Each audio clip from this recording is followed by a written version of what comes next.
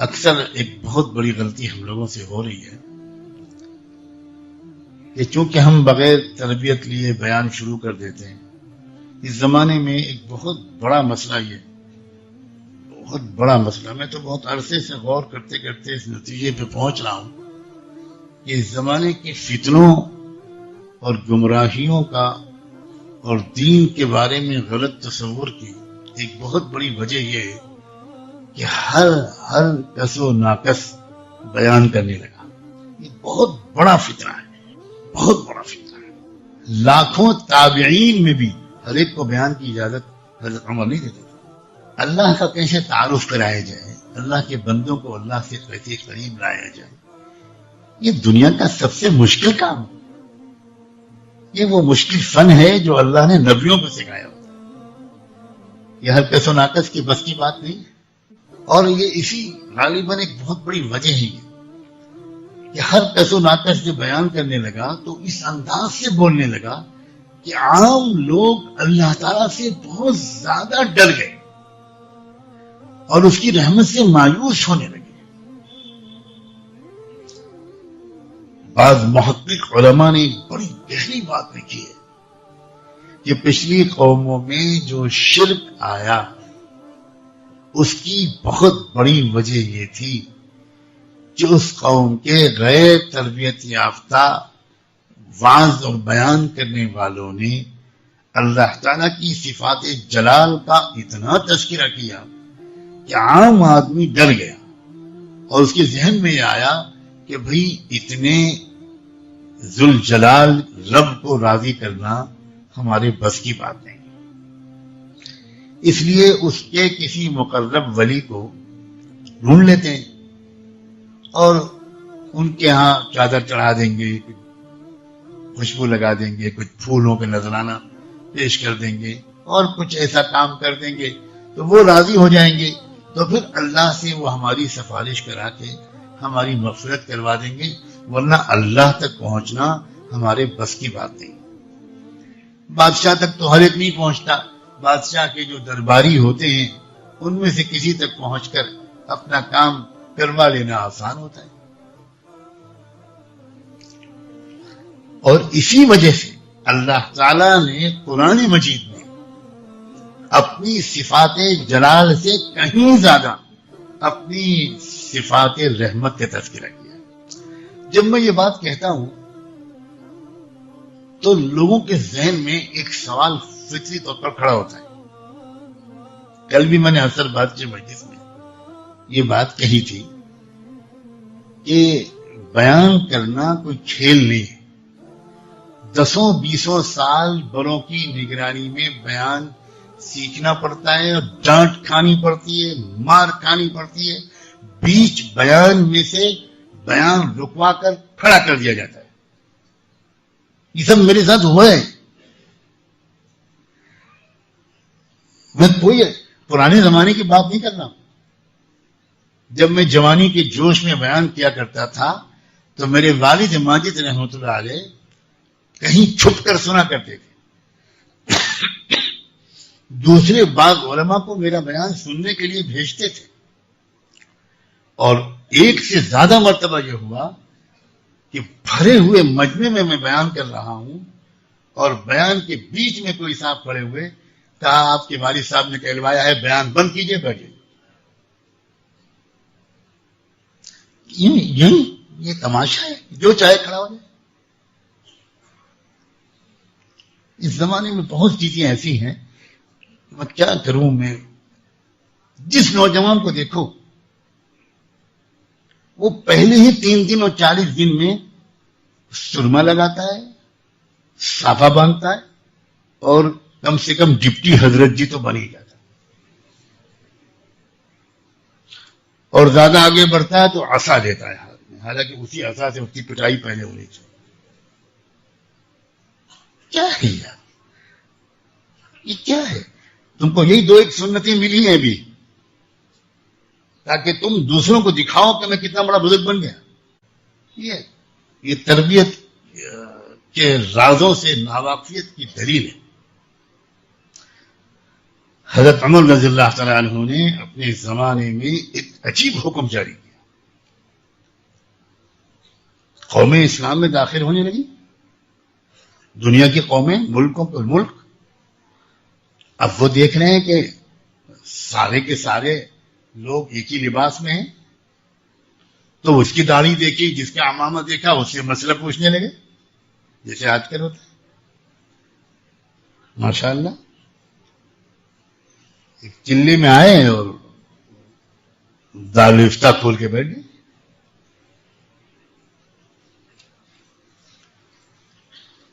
ایک بندہ بھی یہ نہیں کہتا بھائی میں مولوی نہیں ہوں، بھائی میں مولانا نہیں ہوں. جی جی فرمائیے، جی پوچھیے طلاق کا مسئلہ پوچھیے، میراث کا مسئلہ پوچھیے. جو شہر کا مفتی اعظم بھی بتاتے وہ پسینے چھوٹ جائیں گے، وہ چلے والا بتا دیں گے. حضرت عمر نے حکم دیا، علماء اور فقہا جو ہیں، صحابہ اور تابعین، ان کا مخصوص لباس مقرر کیا اور فرمایا جس شخص کو بھی میں علماء اور فقہا کے لباس میں دیکھ لوں گا پوری طرح کوڑے ماروں گا سب کے سامنے. یہ ہے امت کا نگہبان. دعوت و تبلیغ کی اس مبارک محنت میں جو بیان سکھایا گیا تھا وہ والا بیان نہیں تھا 1.5 گھنٹے 2 گھنٹے 2.5 گھنٹے 3 گھنٹے والا. مصیبت تو اس میں آ گئی. مجھے 2-3 گھنٹے بولنا ہے تو علم غلم تو بکنا ہی پڑے. 2-3 گھنٹے کا بیان تو وقت کا شیخ الحدیث بھی آسانی سے نہیں کر سکتا. اس میں تو الٹی سیدھی باتیں اور کارگزاریاں جھوٹی بالکل سنانی پڑیں، کرامات سنانی پڑیں.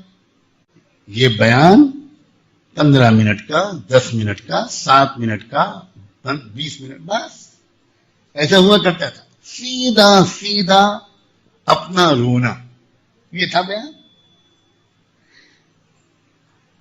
حضرت مولانا الیاس رحمۃ اللہ علیہ نے اکابر علماء کے سامنے بیان کرنے کے لیے ایک میواتی کو کھڑا کر دیا. بڑے بڑے علماء دیوبند ان کے سامنے خود بیان کرنے کے بجائے ایک میواتی ان کے ساتھ تھے، ان سے کہا تم بیان. کیا بیان کیا انہوں نے؟ یہ ہے تبلیغ کا بیان. انہوں نے کہا کہ یہ حضرت جی نے مجھ سے کہا ہے کہ میں بیان کروں.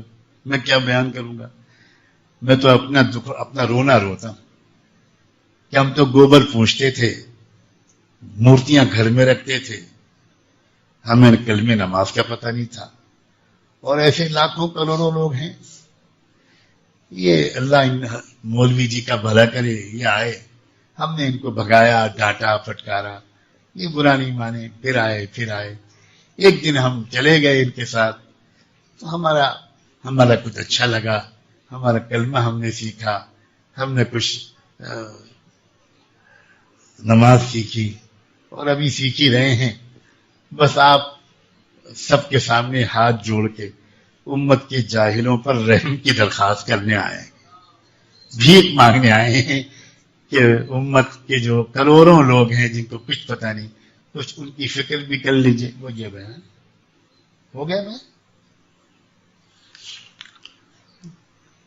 بڑے بڑے مشائخ اور اکابر کو میں آج صاف کہتا ہوں، اس وقت شروع میں اشکال تھا کہ یہ مولوی الیاس کیا کر رہے ہیں کہ ہر جمن بلاکی شبراتی کو بیان کے لیے کھڑا کر رہے ہیں، یہ کر کیا رہے ہیں؟ شروع میں اشکال تھا. تو حضرت مولانا الیاس رحمۃ اللہ علیہ اس کی بار بار تاکید کرتے تھے کہ بھائی تبلیغ میں تقریر نہیں ہے، یہ تقریر نہیں کرنی تم کو تو وہاں بس اتنی سی بات کہنی ہے کہ اللہ کے سوا کسی سے کچھ نہیں ہوتا، اللہ سے سب ہوتا ہے.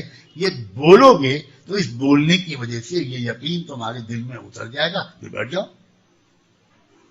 نماز سے ہونے کا سب کچھ نماز سے ہوتا ہے، یہ بول دو اور پھر بیٹھ جاؤ. سیدھی سادھی 2-4 منٹ 5 منٹ 10 منٹ کی بات. یہ بیان نہیں ہے، یہ امت کی اصلاح کی کوشش نہیں ہے.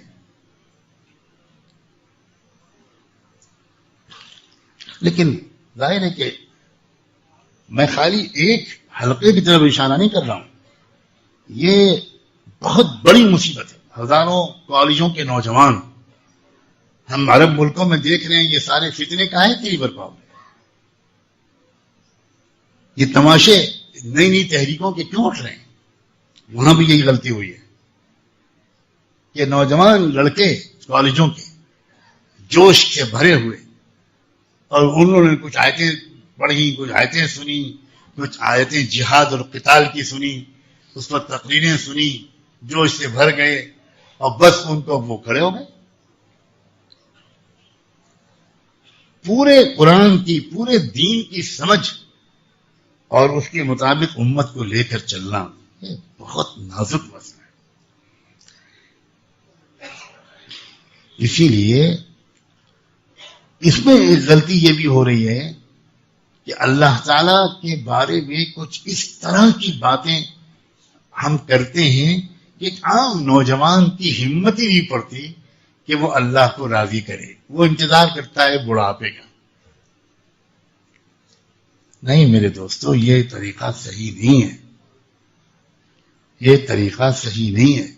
یہ مزاج دعوت کا نہیں ہے. اصلاح اور دعوت کا مزاج ایک ایسا دل کے اندر محبت کا, امید کا چراغ روشن کرتا ہے کہ بظاہر بڑے بڑے گناہوں میں پھنسا ہوا کوئی عزیز نوجوان لڑکا یا لڑکی, اس پر بھی کبھی بھی حقارت کی اور مایوسی کی نظر نہیں, کبھی نہیں پڑتی. اور یہ بہت سیکھنے کی چیز ہوتی ہے بھائی. اور جب تک کسی داعی کی صحبت میں رہ کر سفر اور حضر میں 10 سال یہ محبت بھری نظر انسان نہیں سیکھ پاتا, تب تک چاہے اس کی بیانوں کی شہرت پوری دنیا میں ہو جائے, اس کی